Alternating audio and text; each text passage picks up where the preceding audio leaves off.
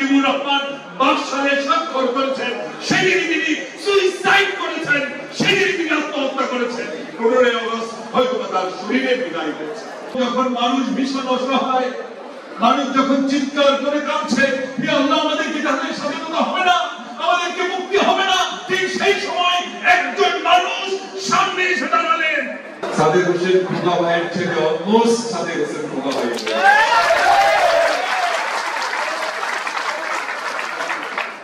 শহীদ president Ziaur Rahman জাতির প্রয়োজনে সাড়া দিয়ে তিনি রাজনীতির সম্মুখে আসেন এবং বাংলাদেশকে আমরা বহুদলীয় গণতন্ত্রের মাধ্যমে বহুদলীয় গণতন্ত্র প্রতিষ্ঠার মাধ্যমে রাজনীতিকে উন্নত করে ইসলামকে ধারণ করে যে একটি রাজনৈতিক দলের প্রয়োজন ছিল বাংলাদেশের মতো একটি রাষ্ট্রকে এগিয়ে নিয়ে বিনির্মাণ করার জন্য এবং এই দক্ষিণ পূর্ব এশিয়ায় বাংলাদেশকে একটি শক্তিশালী রাষ্ট্র হিসেবে গড়ে তোলার জন্য এবং মুসলিম বিশ্ব বাংলাদেশ রাষ্ট্রকে একটি প্রতিষ্ঠিত রাষ্ট্র হিসেবে গড়ে তোলার জন্য ওনার যে উদ্যোগ, ওনার যে ভূমিকা, বুকে সাহস নিয়ে জনগণের প্রয়োজনে যখন ক্রান্তিকালীন সময় সবাই যখন অনুপস্থিত ছিলেন, তখন শহীদ রাষ্ট্রপতি জিয়াউর রহমান বারবার জাতির প্রয়োজনে এগিয়ে এসেছে, নেতৃত্ব দিয়েছেন এবং জনগণের কল্যাণে কাজ করে দিয়েছেন। আপনারা দেখেছেন ওনার খাল কাটা কর্মসূচি,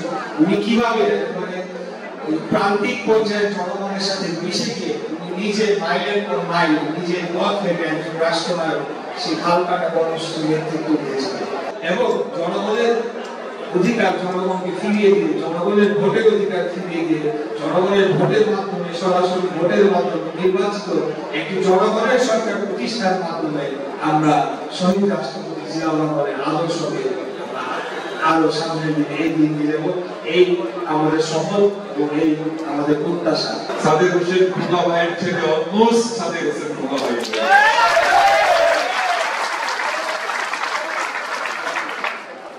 খুবই ভালো লাগে যখন যেভাবে খোকা ভাই রাজপথে দাঁড়াতে সাহস নিয়ে দাঁড়াতে, ঠিক একইভাবে তার ছেলে যখন দাঁড়িয়ে যায় আমাদের ভালো লাগে, নিজেকে মনে হয় আমরা গর্বিত যে খোকা ভাইয়ের ছেলে, যেটা বললাম অলমোস্ট খোকা ভাই হয়ে উঠেছে।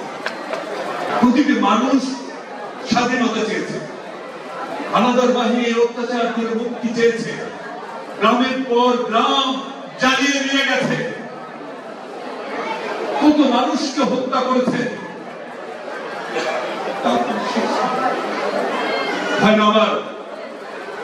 ঠিক এই সময় আমাদের যারা নেতা ছিলেন সেই সময় তার নাই।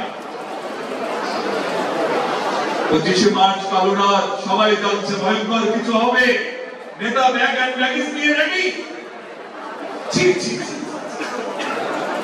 আপনারাই তো নেতা ছিলেন, আপনাদেরকে তো মানুষ সালাম দিয়েছে, আপনাদেরকে তো মানুষ ঘরে বসে নিয়ে খাইয়েছে, আপনাদের নামেই তো স্লোগান দিয়েছে, আপনারা এইভাবে চলে গেলেন।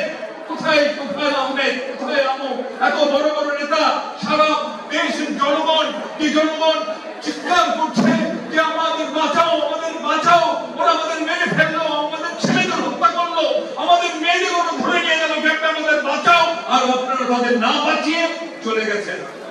এই পেশা পালানোর অভ্যাস আজকে থেকে না, ওখানে ওনারা যুদ্ধ করেছে।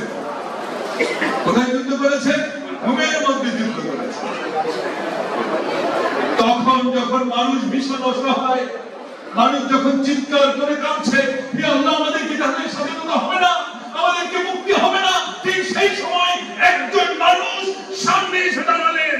পারবেন নিজের স্ত্রী, নিজের সন্তান 70 গার্লফ্রেন্ডে রেখে কার এত বড় সাহস আছে সামনে এসে সেই যাদের হাতে বন্দীদের বিরুদ্ধে কথা বলেন, স্বাধীনতার ঘোষণা দিলেন।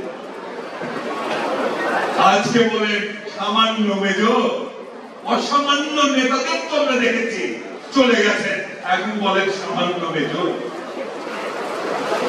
সামান্য মেজর যা করেছেন, এত বড় বড় অসামান্য নেতারাও তো তা করেন।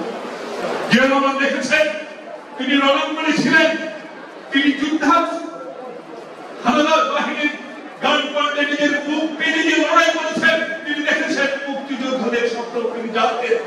মুক্তিযোদ্ধারা একটি গণতান্ত্রিক বাংলাদেশের স্বপ্ন দেখেছিল, যে বাংলাদেশ মানুষের ভোটাধিকার থাকবে, যে বাংলাদেশ মানুষের কথা বলার অধিকার থাকবে, মৌলিক অধিকার থাকবে, এমন একটি বাংলাদেশের স্বপ্ন দেখে কিন্তু এদেশের মুক্তিযোদ্ধারা মুক্তিযুদ্ধ করেছিল, জীবন দিয়েছিল। অনেকে বলেন শেখ মুজিবুর রহমান 15 আগস্ট জেলে চলে গেছে। আমরা বলি না, তার বহু আগে যেদিন শেখ মুজিবুর রহমান বাকশালে স্বাক্ষর করেছেন, সেদিন তিনি সুইসাইড করেছেন, সেদিন তিনি আত্মহত্যা করেছেন। 15 আগস্ট হয়তো তার শরীরের বিদায় হয়েছে, তার রাজনীতির বিদায়, শেখ মুজিবের বিদায়, যে নেতা হিসেবে শেখ মুজিবের বিদায় সেদিন হয়েছে যেদিন তিনি বাকশালে স্বাক্ষর করেছেন। যে শেখ মুজিবকে আমার জন্য বাংলাদেশে এয়ারপোর্টে সেদিন লক্ষ লক্ষ মানুষ দিয়েছিল, শেখ মুজিব এমনটি করলেন যে তার মৃত্যুর পর একটি মানুষ নাই যে রাস্তায় এসে প্রতিবাদ জানালো। এই জন্য করলো কেউ দায়ী, এই জন্য শেখ মুজিবুর রহমান নিজেই দায়ী। এবং জিয়াউর রহমান ক্ষমতায় আসার পর সেই মানুষগুলো, যে মানুষগুলোকে ঘিরে মুক্তিযোদ্ধারা স্বপ্ন দেখেছিল আমার দেশের কোন মানুষ আর না খেয়ে থাকবে না, সেই মানুষগুলো যখন একজনের বমি আরেকজন খাচ্ছিল, জিয়াউর রহমান সেই মানুষগুলোর মুখে খাবার তুলে দিয়ে বলেছিলেন, তোমাদের মুখে বমি নয়, খাবার তুলে দেওয়ার জন্যই আমরা মুক্তিযোদ্ধাদের বিরুদ্ধে করেছি। আজকে যারা বলেছেন সেই কথা, তাদেরকে বলি আজ দেখতে যান বাংলাদেশে শত অত্যাচার, নির্যাতন, গুম খুনের পরেও আজকেও বাংলাদেশের মাটিতে আমরা মুখ খুলে বলতে পারি বাংলাদেশের বৃহত্তম রাজনৈতিক দলের নাম বাংলাদেশ জাতীয়তাবাদী দল। বিদায় নিয়েছে, গণতন্ত্র কিন্তু এখনো প্রতিষ্ঠিত হয় না। জিয়াউর রহমান যে আইনের শাসন এনে দিয়েছিলেন, সেই আইনের শাসন কিন্তু এখনো প্রতিষ্ঠিত হয় না। ইউনূস সাহেব, যদি আইনের শাসন প্রতিষ্ঠিত হতো, ইশরাক হোসেন আজকে ঢাকার মেয়র থাকতেন।